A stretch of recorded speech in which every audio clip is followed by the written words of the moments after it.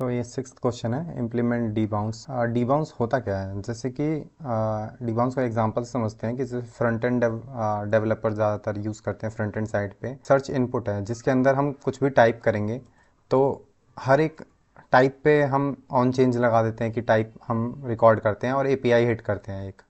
तो अगर किसी की टाइपिंग स्पीड 70 वर्ड पर मिनट है तो फिर 70 एपीआई कॉल हो जाएगी। तो डीबाउंस क्या करता है कि फंक्शन बनाते हैं या फिर लोडेस्ट जो है लाइब्रेरी है वो फंक्शन प्रोवाइड करती है डीबाउंस। तो इसमें क्या होता है कि अगर यूज़र टाइप कर रहा है, जैसे ही वो रुकेगा उसके कुछ टाइम बाद, अज्यूम करते हैं 2 सेकेंड वेट करने के बाद एपीआई कॉल होए।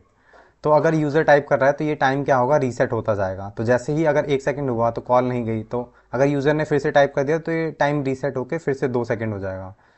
तो डीबाउंस सर्च में यूज़ होता है कि अगर आप सर्चिंग फील्ड बना रखे हैं तो उसमें डीबाउंस को यूज़ करा जाता है। तो यहाँ पे ये क्वेश्चन है कि हमें डीबाउंस इंप्लीमेंट करना है, बेसिक सा डीबाउंस जो कि इन्वोक हो आफ्टर डिले। और अगर इसके अंदर आर्ग्यूमेंट पास हुई तो जो पुराना जो कॉल है वो कॉल ना जाए। तो हम क्या करेंगे, जैसे ये टेस्ट कोड लिखा है इसके अंदर डीबाउंस, इन्होंने डीबाउंस में एक फंक्शन पास किया है और डिले पास किया है 3 सेकेंड। फिर और इसमें डीबाउंस में क्या हो रहा है कि बाद में आर्ग्यूमेंट आ रहे हैं, तो हम क्या करेंगे, रिटर्न करेंगे एक फंक्शन को। फंक्शन में हमारे पास आर्ग्यूमेंट आ रहे हैं। अब क्या होगा कि हमें ये फंक्शन कॉल करनी है 3 सेकेंड बाद। जैसे यहाँ पे दे रखा है कि जैसे यूज़र टाइप कर रहा है ABCD जो भी इनपुट दिया, और उसके जैसे ही रुकेगा उसके उसके कुछ बाद एग्जीक्यूट कर देना फंक्शन। तो हम क्या करेंगे, एक सेट टाइम आउट मतलब एक पर्टिकुलर वेटिंग टाइम के बाद फंक्शन को एग्जीक्यूट करता है जो भी कॉल बैक में होता है। तो यहाँ पे हम सेट टाइम आउट फंक्शन बना देंगे और उसमें क्या करेंगे, हम जो फंक्शन होगा हमारा उसको एग्जीक्यूट करा देंगे आर्ग्स पास कर कर।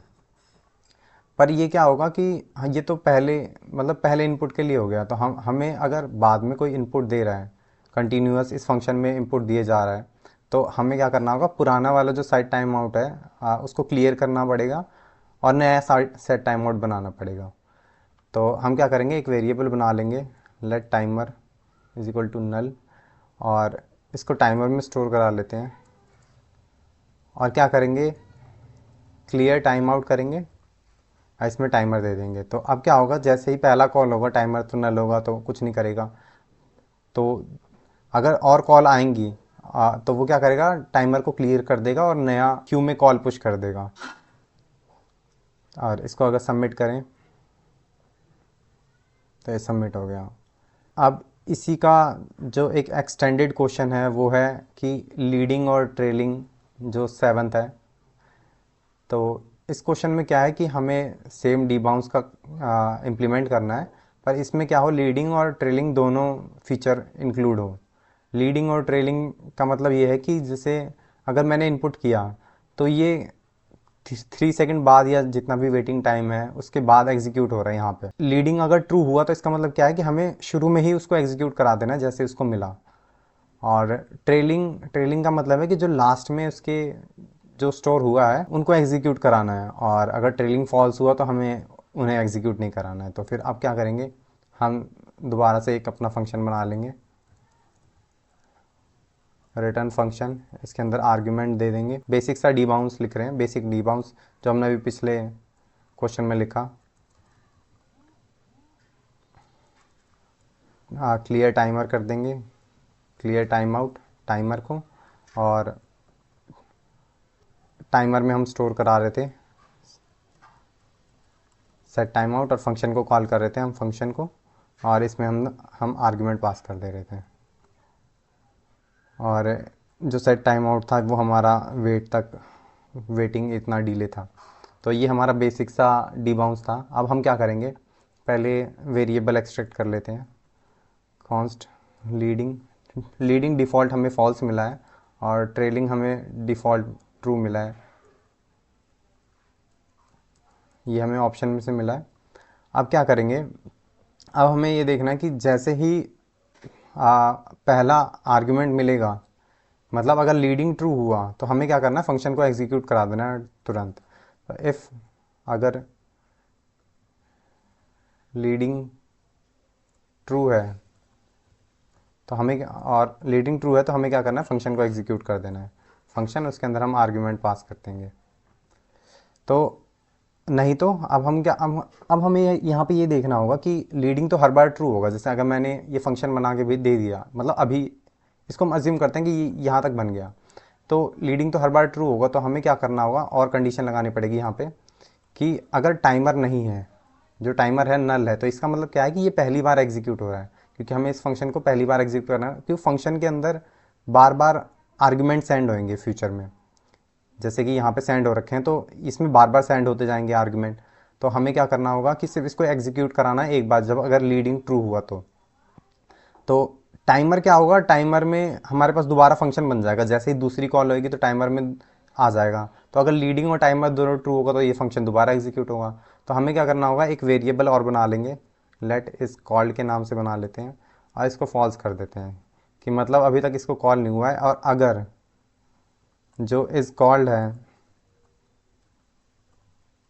ये भी फॉल्स है, तो क्या करना है, इसको ट्रू कराना, तो इसको फंक्शन को एग्जीक्यूट कराना, और इस कॉल को हम क्या करेंगे, ट्रू कर देंगे कि अब ये फंक्शन एग्जीक्यूट नहीं होगा, ये बस एक ही बार एग्जीक्यूट होगा।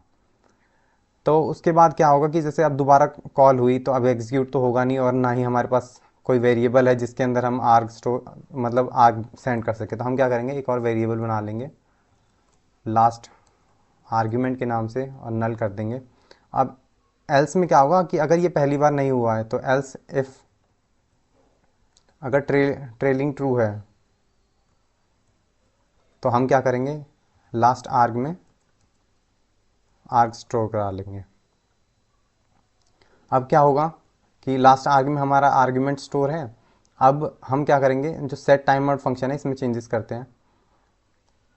इसमें क्या करेंगे, हम जो ये फंक्शन है इसको एग्जीक्यूट कराने की जगह हम क्या करेंगे, जो लास्ट आर्ग्यूमेंट है इसके अंदर हमारा जो सबसे करंट करंट जो वैल्यू है, करंट जो इनपुट है वो स्टोर है। तो अगर लास्ट आर्ग्यूमेंट है हमारा और ट्रेलिंग हमारा ट्रू है, तो हम क्या करेंगे, लास्ट फंक्शन को एग्जीक्यूट करा देंगे लास्ट आर्ग्यूमेंट सेंड करके, और लास्ट आर्ग्यूमेंट को हम नल कर देंगे।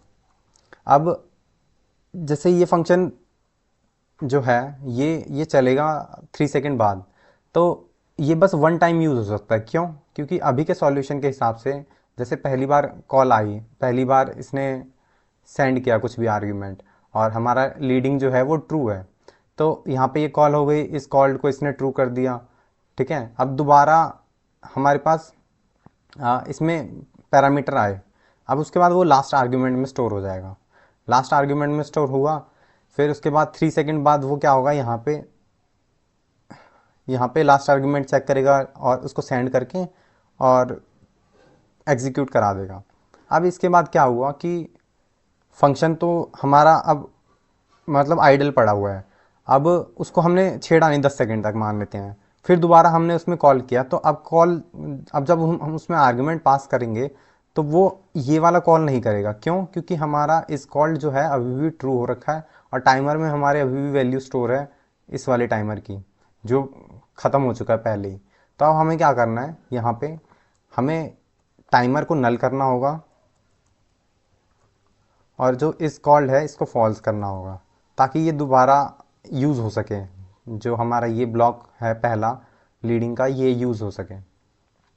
तो बस ये इतना था। अब इसको रन करा लेते हैं, सबमिट कर देते हैं। तो ये सबमिट हो गया। अब जो ये फंक्शन है इसको बस थोड़ा सा अच्छा रीडेबल बनाने के लिए हम इस फंक्शन को बाहर लिख सकते हैं,